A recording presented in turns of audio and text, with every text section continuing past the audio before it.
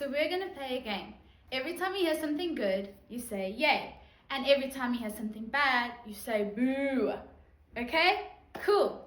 So God taught his people how to live and to worship him only. Was that something good? Yay! That was great. God deserves to be worshipped. He taught people to build temples to honor him only. Was that good? Yay! That was good, because God deserves to be honored. He taught people to love one another, to respect one another, and not to harm each other. Was that something good? Yay! It was good, because God's laws are all good. But let's read 1 Kings 16, verses 29 to 34, to see a story about a man named Ahab, who was a king, and his wife Jezebel. And let's look at some of the stuff that they were doing.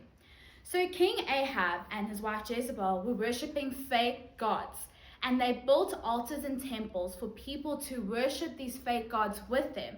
Was that good or bad? Boo! That was so horrible. Only God deserves to be honored, and they disobeyed God. They also decided to kill God's priests, including a man named Naboth. Was that good or bad? Boo! That was bad. God taught us to love others and to respect each other. 1 Kings 16 verse 30 says, Ahab son of Omri did more evil in the eyes of the Lord than any of those before him. And verse 33 says, Ahab also made an Asherah pole and did more to provoke the Lord, the God of Israel, to anger him than all the kings of Israel before him. So we can see that King Ahab knew what God said. He knew not to do the things that he was doing.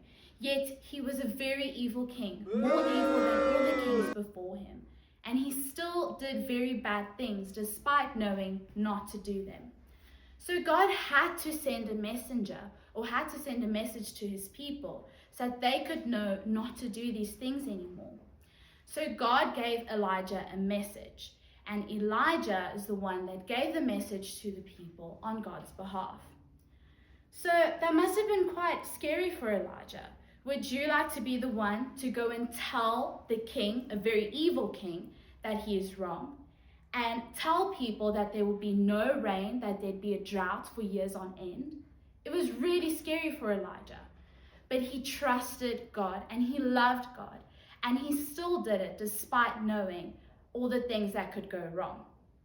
Let's read 1 Kings 17 verse 1, which says, Now Elijah the Tishbite from Tishbe in Gilead said to Ahab, As the Lord the God of Israel lives, whom I serve, there will be neither dew nor rain in the next few years, except at my word.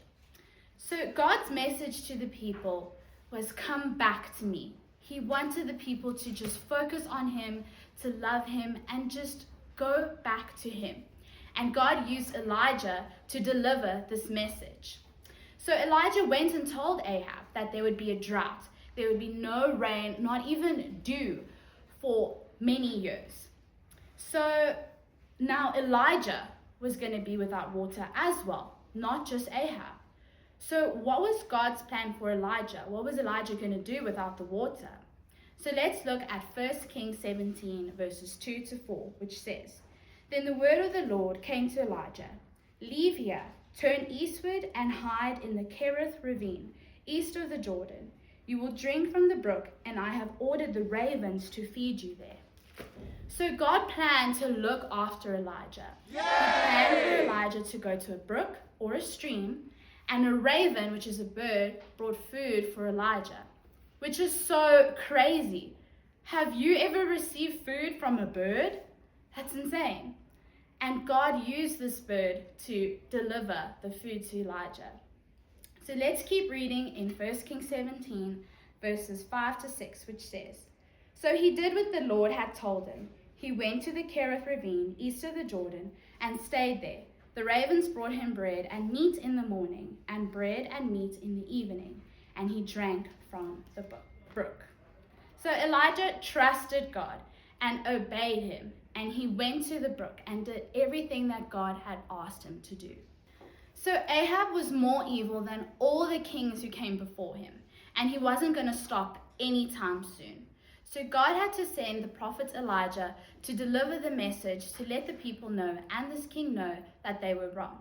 Elijah must have been very scared, standing up against this very evil king. But he obeyed God anyways. He must have been very courageous and he was very obedient. My favorite part of today's story was about how the ravens delivered food to Elijah. Like, wow, ravens are so much better than Uber Eats.